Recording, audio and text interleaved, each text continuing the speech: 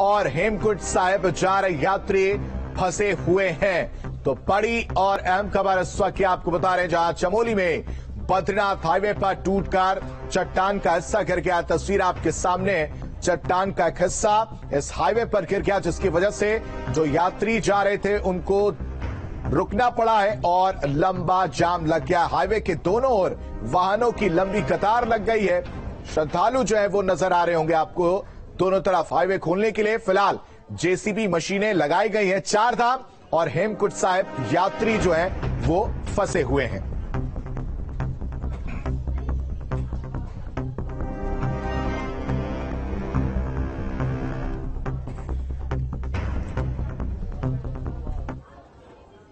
तो चमोली के ये बद्रीनाथ हाईवे पर चट्टान का हिस्सा गिरा। तस्वीर आपके सामने देखिए किस तरह से ये चट्टान भरभरा कर गिर जाता है। कहीं कहीं बारिश हो रही है जिसकी वजह से ये तस्वीर देखने को मिली है। और इस खबर पर ज्यादा जानकारी के साथ सुरेंद्र रावल हमारे साथ जुड़ चुके हैं। सुरेंद्र, हाईवे पर चट्टान टूटकर गिरा है, एक हिस्सा गिरा है और जाम लगा है। फिलहाल क्या तस्वीर वहां पर, क्या अपडेट, क्या जाम उस चट्टान को हटा लिया गया वहां से? अभी तक की अगर बात करें तो जो गिरई चाड़ा पे जो चट्टान गिरी थी उसमें दोनों तरफ से एनएच के द्वारा मशीनें लगाई गई हैं और प्रशासन की तरफ से जिलाधिकारी और उप पुलिस अधीक्षक मौके पे बने हुए हैं। पीपलकोटी और चमोली गिरई में जगह जगह पर यात्रियों को ठहराया गया है और लगातार मलबे हटाने का कार्य जारी है। प्रशासन का कहना है कि जैसे ही मलबा हटाया जाएगा उसके बाद ही वाहनों की आवाजाही के लिए अनुमति दी जाएगी। बारिश की भी बात निकलकर सामने आ रही, क्या वहां बारिश भी हो रही है क्या? इस समय की बात करें तो मौसम खुला है, इसीलिए प्रशासन के सामने एक सामान्य बात ये हो रही है कि बरसात बंद होने के चलते मलबा हटाने में आसानी है। नहीं तो अगर बरसात होती तो बहुत बड़ी चुनौती प्रशासन के सामने व्यवस्था करना हो जाता। यात्रियों की बात की जाए, जो यात्री हैं वहां पर फंसे हुए हैं, उनको किस तरह से सुरक्षित स्थान पर पहुंचाया गया है? क्या तैयारी प्रशासन की उनके लिए?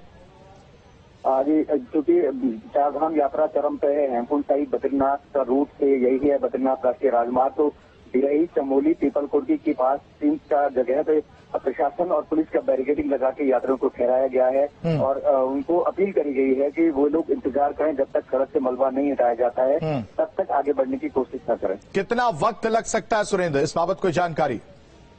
जो पुलिस उपाधीक्षक द्वारा बताया गया कि लगभग 2 घंटे मलबा हटाने में लगेगा, क्योंकि बहुत बड़ा बोल्डर सड़क पे आया हुआ है तो इसको हटाने के लिए 2 घंटे लगभग अभी लगेंगे। इसके बाद कितनी, अगर बात की जाए कितनी देर से ये काम किया जा रहा है, साथ ही साथ कितनी जेसीबी मशीन लगाई गई है? क्योंकि यात्री फंसे हुए परेशान है, कहीं ना कहीं प्रशासन के ऊपर एक दबाव होगा कि जल्द से जल्द इस चट्टान को हटाया जाए। बिल्कुल, क्योंकि अगर यात्रियों की बात करें तो लगभग 2 से 2,500 यात्री दोनों तरफ फंसे हुए हैं और लगातार प्रशासन पर दबाव बना रहे हैं और प्रशासन का कहना है कि दोनों तरफ एनएच की मशीनें। ठीक है सुरेंद्र, इस बीच आपका बड़ी खबर हम अपने बता दें दर्शकों को। आजम खां के किले में बीजेपी की जीत, बड़ी और अहम खबर रामपुर से, जहां रामपुर से बीजेपी के घनश्याम लोधी जीत चुके हैं। एक बड़ा उलटफेर रामपुर में देखने को मिला, समाजवादी पार्टी के आसिम राजा को हराया है। रामपुर से बड़ी खबर आपको बता रहे, लोकसभा चुनाव को लेकर बड़ा अपडेट न्यूज स्टेट पर सबसे पहले, जहां से समाजवादी पार्टी के प्रत्याशी हार गए हैं। बीजेपी ने उस किले में कील जो है वो ठोकती है, बीजेपी वहां से जीतती हुई नजर आ चुकी है। रामपुर से बीजेपी के घनश्याम लोधी जीत चुके हैं। लोकसभा चुनाव की मतगणना आजमगढ़ में जारी है, वही रामपुर की तस्वीर अब साफ हो चुकी है।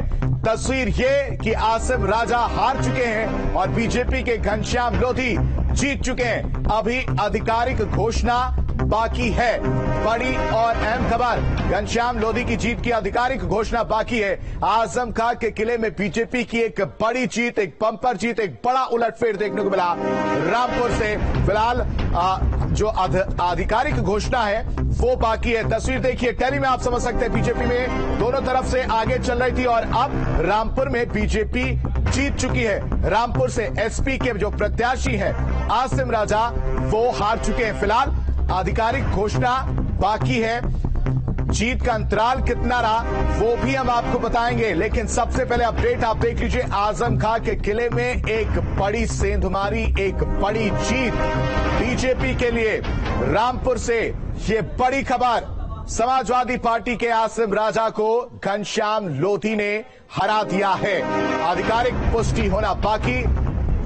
फिलहाल अपडेट यही कि रामपुर से बीजेपी ने जीत हासिल कर ली है। आधिकारिक घोषणा के बाद इस पर मुहर भी लग जाएगी। आजम खां के किले में बीजेपी की एक जीत, बम्पर जीत। ये उपचुनाव में रामपुर से बीजेपी के घनश्याम लोधी जीत चुके हैं। अभिषेक शर्मा हमारे साथ जुड़ चुके हैं ज्यादा जानकारी के साथ। अभिषेक, पुष्टि कर दीजिए, मुहर लगा दीजिए कि अब बीजेपी वहां पर जीत चुकी है आजम खां के किले में।